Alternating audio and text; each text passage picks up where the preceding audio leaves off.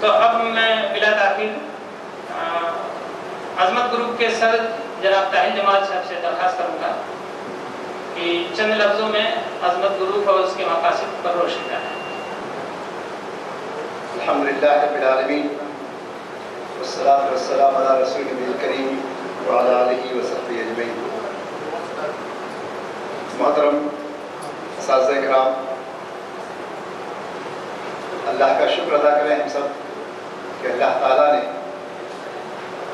آج ہمیں وہ موقع دیا ہے کہ ہم ایک عالمی شہرت یافتہ مخلص اور تقریباً 30 سال سے تعلیم کے میدان میں، خالصتاً تعلیم کے میدان میں کام کرنے والی شخصیت مبارک ٹھاپری صاحب سے روبرو ہوں گے۔ آپ ان کی گفتگو سنیں گے اور وہ آپ سے ایکسپیکٹ کریں گے کہ آپ ان سے سوال بھی کریں۔ کوشش یہ ہوگی کہ وہ موقع بھی ملے اور آپ ان سے بلا جھجک تعلیم کے موضوع سے، تربیت کے موضوع سے اس طرح کا بھی سوال کرنا چاہیں گے۔ انہیں بھی خوشی ہوگی اور ہم سب کو بھی اس بات کی خوشی ہوگی اور انشاءاللہ اس کے ذریعے سے آپ کو سیکھنے ملے گا۔ یہ عظمت گروپ جس کے بارے میں علی بھائی نے بتایا، انہیں وہ بات 2-4 جملے اور کہہ دیتے تو تعارف پورا ہو گیا تھا،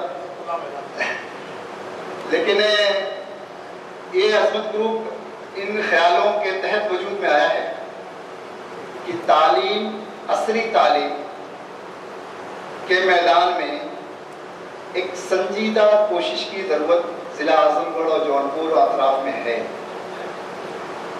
بہت سارے convent school, English medium school بالکل ہر طرف، ہر گلی میں کھل رہے ہیں، لیکن آپ ان کا جائزہ لیں گے تو آپ کو لگے گا کہ ان کے مقاصد سے ملت کے مقاصد میل نہیں کھاتے۔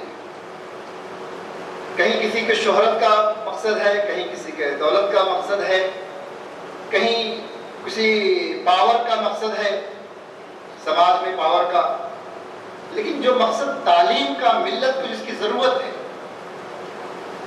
کہ ایسی تعلیم جو ملت کے ان بچوں کو ان کے اساس سے جوڑ دے، ان کی بنیادوں سے جوڑ دے، وہ کیا ہے؟ وہ دین ہے۔ ان کی بنیادوں سے اٹھا کر کے کوئی بھی تعلیم دی جائے گی، ان کی بنیادوں کو اکھاڑ کر کے انہیں کسی بھی تعلیم سے آراستہ کیا جائے گا، وہ ملت کے لیے مفید نہیں ہے اور اس فرد کے لیے بھی مفید نہیں ہے۔ ہمیں تعلیم چاہیے اساس، دین کی اساس پر سارے علوم کا حصول، دین کی بنیادوں پر، دین کے فہم کے ساتھ ساری سائنس، جغرافیہ، تاریخ، میتھ، سارے مضامین جو ہیں، جو علوم ہیں، ان تمام پر گرفت، مضبوط گرفت۔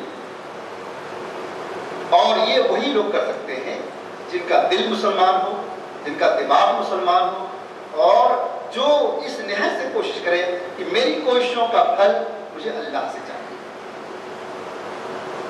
تو ہم نے جب نظر ڈالی اعظم گڑھ کے ضلع میں بیٹھ کر گفتگو کر رہے تھے ہم ساتھی، تو یہ ہوا کہ بہت سارے، ہم اکیلے نہیں، بہت سارے لوگ کر رہے ہیں، چھوٹی چھوٹی ٹکڑیوں میں ہیں۔